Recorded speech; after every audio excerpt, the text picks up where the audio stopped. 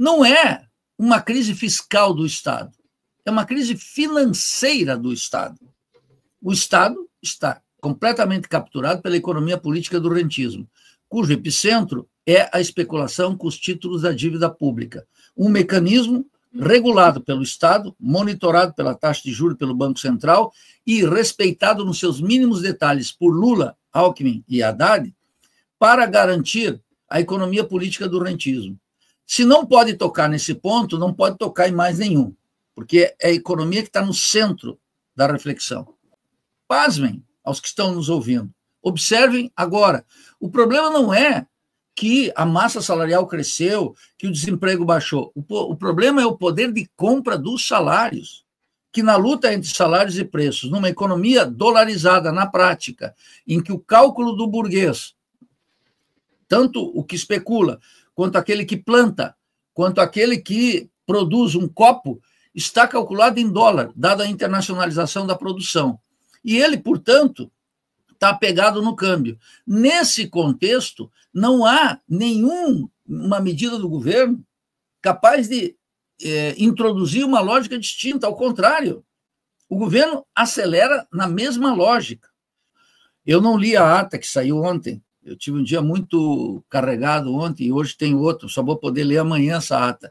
Mas eu estimo que não faz falta para saber o seguinte: as explicações, as justificativas do liberalismo de esquerda sobre a ata,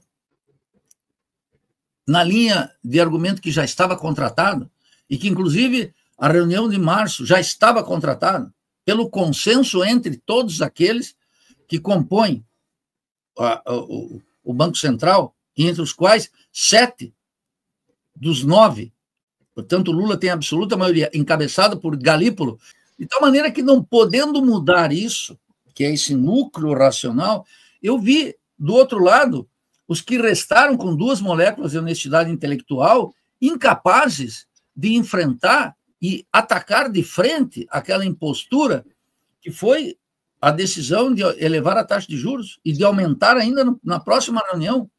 Eu vi a esquerdinha do PT, figuras do PSOL absolutamente em silêncio, e acadêmicos e economistas justificando a elevação sob o argumento que já estava contratado, que, na verdade, fundamenta, digamos assim, entre aspas, o bordão de Lula que não poderá haver uma mudança brusca. E eu diria, nem uma mudança sinuosa, cuidadosa, gradativa, não há mudança alguma. Vamos direto. Mas não é um austericídio, é a crise financeira do Estado que impõe uma austeridade fiscal perene sobre o povo, sobre o Estado, sobre as políticas sociais. E por isso que todo o discurso do governo é um discurso que sanciona a mentira e não é capaz de compatibilizar política e verdade. Eis a natureza da nossa crise, Anderson.